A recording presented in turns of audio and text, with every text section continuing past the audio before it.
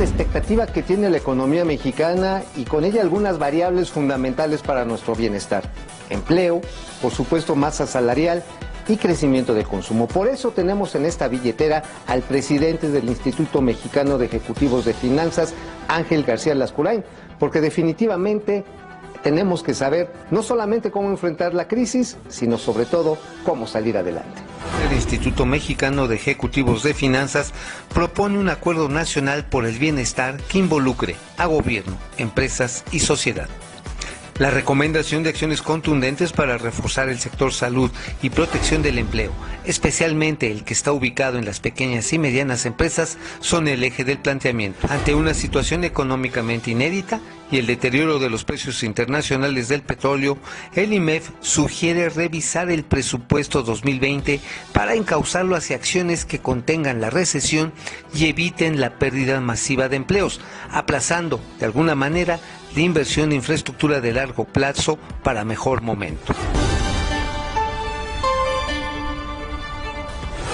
Qué gusto tenerte aquí en esta billetera, el presidente del IMEF, Ángel García Lascurain. Gracias por estar con nosotros. Gracias por la invitación, con mucho gusto. Sacaron en días pasados una importante propuesta, le llaman ustedes Acuerdo por el Bienestar, que incluiría prácticamente a todos los sectores para poder impulsar a la economía una vez transitado este periodo de cuarentena obligatoria a la que nos hemos sometido los mexicanos y el mundo por la pandemia del coronavirus, del nuevo coronavirus.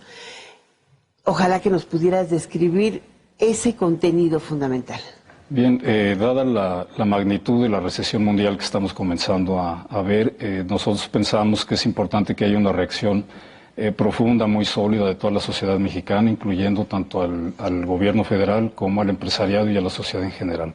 Le hemos llamado Acuerdo por el Bienestar y viene una serie de propuestas de política pública para enfrentar la emergencia sanitaria, pero también para llevar a cabo medidas económicas que permitan proteger el empleo, preservar el bienestar de las familias, entre otras medidas para la empresa y del lado de la sociedad también. Si tuvieras que resumir en tres los elementos que podrían amortiguar este golpe global y obviamente local, ¿cuáles serían? Yo creo que inicialmente tener acciones más contundentes para prevenir la propagación del virus. Pensamos que se debe actuar de manera preventiva y no reactiva, que es lo que de alguna forma hemos estado viendo. Por el lado de la salud, fortalecer financieramente al sector salud y tomar medidas para proteger a la población en general, restringiendo la circulación, restringiendo eventos donde hay aglomeración de personas, entre otras medidas. Pero digamos que esto ya ha ocurrido casi por la misma respuesta de la sociedad. Ahora, tú tienes una gran experiencia en planeación y en identificación de problemas y en general se advierte que pues la caída del consumo que provoca el aislamiento social y la interrupción de la producción que también implica el cierre de fábricas, va a tener una repercusión en la economía. ¿De cuánto están estimando ustedes la caída y cómo están proyectando los ejecutivos de finanzas que crezcamos? Dado que es una situación inédita, es difícil llevar a cabo escenarios de proyección. Hay un rango importante de variación. Nuestros pronósticos van de una caída marginal de 0.2% negativo, si es solamente una cuarentena de unas cuantas semanas. Si se extiende durante más tiempo y hay un impacto mayor en términos de una recesión global, la caída, con la información que tenemos hasta ahora, podría ser de hasta 3.5% de la economía mexicana a nivel anual y muy concentrada en el segundo trimestre del año. ¿Cuántos empleos representaría esa caída del 3.5%? Es importante ver también cuáles son las cadenas de valor que se van a ver impactadas en la economía. Previo a la crisis que estamos viendo que inicia, nosotros estimamos una creación de empleos de tan solo 300,000, poco más de 300,000 este año. Es menos de una tercera parte, ¿no? Es menos de una tercera parte de lo que el país ya requería. La preocupación que tenemos ahora es la generación, no solamente la no creación de empleos, sino que se produzca un nivel de desempleo generalizado por el paro de actividades, principalmente en el sector de las pequeñas y medianas empresas, si no se implementan medidas de contingencia profundas por el lado de tanto el sector público como el privado. ¿Y esas medidas de contingencia cuáles podrían ser? Bueno, lo que es fundamental ¿Cómo resuelves un problema de liquidez? Lo fundamental es precisamente eso, que exista liquidez en la economía. Las pequeñas empresas, ustedes saben, viven al día, ¿no? Un mes sin actividades tiene un impacto negativo importantísimo. y son más del 90% de las empresas del país. Entonces, proveerles de liquidez por medio de medidas fiscales, contribución, por ejemplo, para, ahora que vienen los cierres fiscales, tanto de empresas de personas físicas, podría darse un espacio mayor de tiempo para generar esa liquidez de la economía. El papel que juegue la banca de desarrollo va a ser fundamental para canalizar recursos a las pequeñas y medianas empresas, y ahora la mayor liquidez provista a la autoridad por la nueva decisión de la Cámara de Diputados, ¿no?, de la posibilidad de eliminar el superávit primario. Existe hoy una bolsa de recursos importante. La gran pregunta es ver cómo se van a utilizar, ¿no?, cómo se van a canalizar, si realmente se va a dirigir ese recurso al apoyo de las empresas y de las familias mexicanas, o va a tener algún otro destino. Entonces, bueno, pero también hay que considerar, y tú sabes hacer cuentas, ¿no? A mí no me sale la cuenta, fíjate. Si la economía se proyectaba para un crecimiento del 1%, 1,5%, máximo, ¿no? Ahí estabas proyectando un superávit fiscal primario, o sea, que le sobrara dinerito, por unos 180,000 millones de pesos, pero en un escenario de crecimiento. O sea, si estamos viendo que hay un escenario de caída económica, evidentemente la recaudación también cae. Las empresas pierden y no pagan, porque lo que pagas es utilidades, es dinero sobrante. Ahora vas a mantener una planta de empleo limitada, reduciendo sueldos, eliminando proveedores, como lo anunció el sector público. Y luego de pilón se les cayeron los ingresos petroleros de una manera brutal. No sabemos cuánto se va a prolongar este precio bajo, pero alcanza niveles de los últimos 17 años o tal vez 20. En ese escenario, ¿qué margen de maniobra fiscal puede tener el gobierno? No, y coincido contigo, es un escenario muy complicado porque, por otro lado, el haber elevado a rango constitucional los programas sociales le reduce margen de libertad para actuar al gobierno federal en circunstancias como esta, y probablemente la bolsa que se generó por la decisión de la Cámara de Diputados, si el impacto de la recesión global es muy profundo, como todo indica que será, probablemente no sea suficiente. Nosotros por eso opinamos que deberían revisarse los recursos que están canalizándose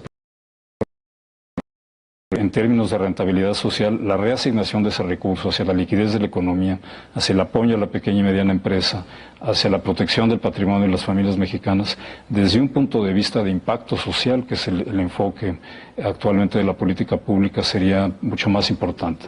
Entonces, hay una coyuntura idónea para que se revise si varios de estos proyectos son realmente viables bajo la circunstancia actual, con el nivel de los precios del petróleo, y promover una reasignación de recursos, por lo menos emergencial, de corto plazo. Y ya que andamos en este terreno, ¿cómo ven a Pemex ustedes? Bueno, es un factor de enorme preocupación. Por un lado, la caída de los precios de petróleo va a impactar directamente sus finanzas, pero al mismo tiempo la percepción de riesgo global reduce las posibilidades de que la empresa acuda a financiamiento en condiciones favorables en las circunstancias actuales. Entonces, mantener la tendencia que se estaba impulsando para encaminar la empresa hacia niveles de competitividad mayores y de rentabilidad, pues se ve realmente complicado, ¿no? ¿Esperan que haya una disminución de la calificación de Pemex? Hay un alto riesgo de que ocurra, ¿no? Y sí es un factor que nos preocupa, tanto la calificación de Pemex como de la deuda soberana, y en buena medida, desde nuestra óptica, dependerá de cuál sea el balance de finanzas públicas con todos estos elementos que estamos comentando. Si los recursos, se elimina el superávit primario, pero los recursos no se canalizan de manera efectiva a minimizar el impacto en el empleo y a la protección del patrimonio familiar de las familias mexicanas, pensamos que sí aumentan las posibilidades de una baja en la calificación, tanto de Petróleos Mexicanos como de la deuda soberana. Ahora, es que también nos toma en medio de un proceso esta recesión. A veces perdemos de vista que se aprobó el Tratado de Libre Comercio México, Estados Unidos y Canadá en el Parlamento canadiense apenas hace unas semanas, y también el Congreso aprobó parte del paquete legislativo TEMEC. Creo que ahorita, aunque nosotros estamos en la pequeña crisis, se están nombrando ya los panelistas que van a integrar este sistema de resolución de disputas. Si entrara en vigor efectivamente, como los tres países están actuando y haciendo, el 1 de junio este tratado, ¿crees que en la segunda semana, en el segundo semestre del año, la propia dinámica económica, sobre todo en el sector de manufacturas, automotriz, podría impulsar el crecimiento? Sí, sin duda hay elementos positivos. Uno de ellos es la confirmación del nuevo Tratado de Libre Comercio, ¿no? Ya existía un tratado antes, ya las economías están muy integradas, pero había inversiones que estaban detenidas a la expectativa de que se confirmara el tratado en los tres países. Es un factor favorable para la segunda mitad del año. Están también los proyectos de infraestructura que se acordaron entre el sector público y el sector privado. La autoridad ha mencionado que próximamente se anunciará una serie de iniciativas para reactivar la inversión privada en el sector de energía. Sería una señal pues tremendamente positiva, generadora de confianza. Entonces, sí hay elementos, si se controla relativamente rápido el tema de salud, el riesgo del coronavirus, podría haber un rebote muy importante en el tercer trimestre del año, y sí México cuenta con elementos para ello.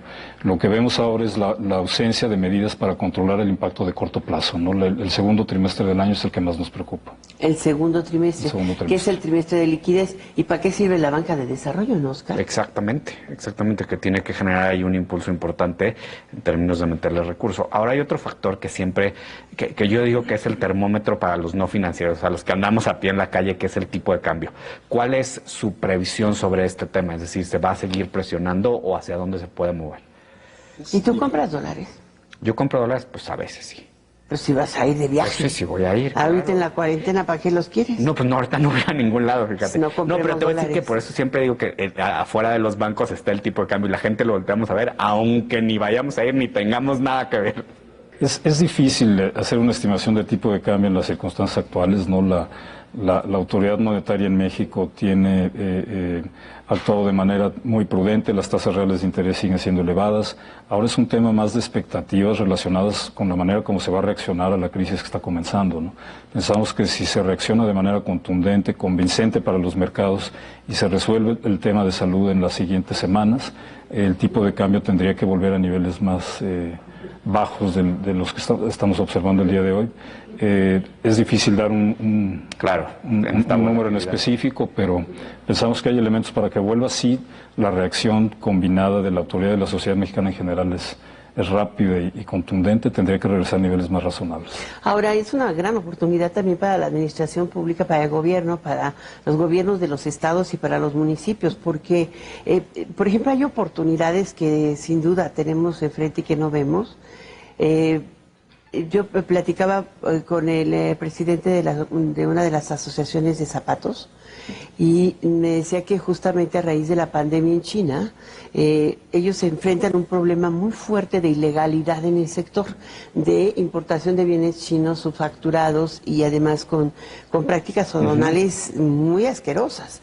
Y hoy me estaba diciendo que les ha crecido 200% la venta de zapatos a las tiendas departamentales y hasta a los changarros y hasta a los tianguis.